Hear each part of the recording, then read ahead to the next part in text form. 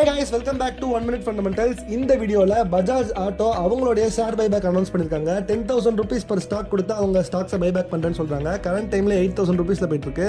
ஒரு 2,000 rupees profit கிடைக்க வாய்ப்பு இருக்கு.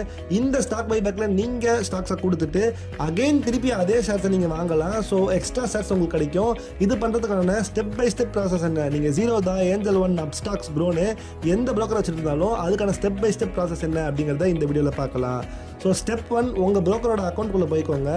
ஒன்ஸ் ஆப்புள்ள போனோடனே உங்களுடைய ப்ரொஃபைல் செக்ஷனை கிளிக் பண்ணிக்கோங்க. அங்கே கீழே வியூ ஆல் கேட்டகரிஸ்னு வரும். எல்லா ப்ரோக்கரேஜுக்கும் இதுதான். நான் இங்கே எக்ஸாம்பிளுக்கு ஏஞ்சல் ஒன்று எடுக்கிறேன்.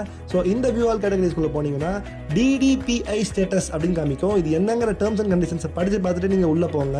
அதாவது இதை நீங்கள் ஆக்டிவேட் பண்ணுறது மூலமாக உங்களுக்கு பதிலாக உங்கள் ப்ரோக்கர் நீங்கள் வாங்குகிற ஷேர்ஸை பை அண்ட் செல் பண்ணுவாங்க. ஸோ இது பண்ணுறது மூலமாக நீங்கள் எவ்ரி டைம் ஷேர்ஸை விற்கும் போதும் வாங்கும் போதும் பின்ன CDSL போய் என்டர் பண்ண வேண்டிய அவசியம் இருக்காது.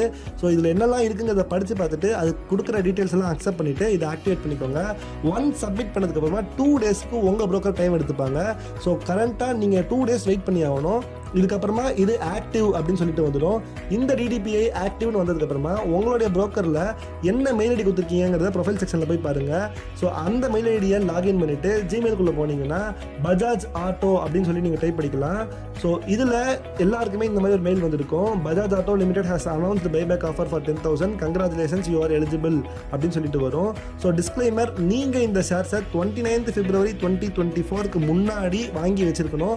ஸோ சேம் டேட் அன்றைக்கி வாங்கினா எலிஜிபிள் கிடையாது. ஸோ 28th முன்னாடி இந்த ஸ்டாக்ஸை நீங்கள் வாங்கியிருந்தால் மட்டும்தான் இந்த பைபேக்கில் நீங்கள் பார்ட்டிசிபேட் பண்ண முடியும். அண்ட் இந்த விண்டோ 13th March 2024 வரைக்கும் தான் ஓப்பனில் இருக்குது. ஸோ 13th அன்னைக்கு முன்னாடி நீங்கள் இந்த பைபேக்கில் பார்ட்டிசிபேட் பண்ணியிருக்கணும். அப்படி இல்லைனா உங்களால் பார்ட்டிசிபேட் பண்ண முடியாது. ஸோ கீழே போனீங்கன்னா என்டர் குவான்டிட்டின்னு சொல்லிட்டு ஒரு பட்டன் காமிக்கும். அதை கிளிக் பண்ணிக்கோங்க.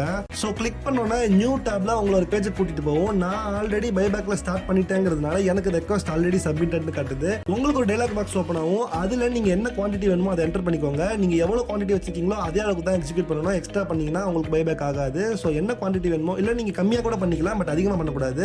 ஸோ உங்களோட குவான்டிட்டி என்டர் பண்ணிட்டு சப்மிட்னு கொடுத்துக்கோங்க. கொஞ்ச நேரம் லோட் ஆகும். அதுக்கப்புறமா ரெக்வஸ்ட் ஹஸ் பீன் சப்மிட்டட்னு வந்துடும். என்ன மாதிரி ஒரு டயலாக் பாக்ஸ் உங்களுக்கு காட்டும். இவ்வளோதான் இந்த ப்ராசஸ். இதுக்கு மேலே நீங்கள் எந்த ஒரு ஸ்டெப்பும் பண்ண வேண்டாம். உங்களுக்கு பதிலாக உங்கள் ப்ரோக்கர் பைபேக்கில் உங்கள் ஸ்டாக்ஸை வித்துடுவாங்க. ஸோ அது அனௌன்ஸ் ஆன டேட் அன்னைக்கு ஷார்ப்பாக உங்கள் அக்கௌண்ட்டில் காசாக வந்து கிரெடிட் ஆகிடும். ஸோ நீங்கள் இந்த வீடியோவை 10th or 11th அன்னைக்கு முன்னாடி பார்த்துட்டு இருந்தீங்கன்னா, இந்த சண்டேக்குள்ளே பார்த்துட்டு இருந்தீங்கன்னா நீங்கள் இந்த ஸ்டேட்டஸை பண்ணலாம். ஏன்னா 2 days டைம் உங்களுக்கு இருக்குது. ப்ரோக்கர் கிட்ட எல்லா வேலையும் முடிச்சுட்டு ஒரு 1 day டைம் இருக்கும். அதுக்குள்ளே நீங்கள் இந்த பைபேக்கில் பார்ட்டிசிபேட் பண்ணலாம்.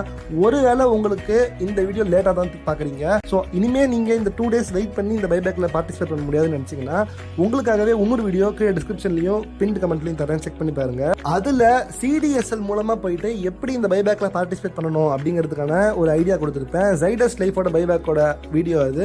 பட் அதில் இருக்கிற ப்ராசஸை நீங்கள் அப்படியே ஃபாலோ பண்ணீங்கன்னா டேரெக்டாக CDSL வெப்சைட்குள்ளே போயிட்டு அங்கேருந்து நீங்கள் பைபேக்கில் பார்ட்டிசிபேட் பண்ணலாம்.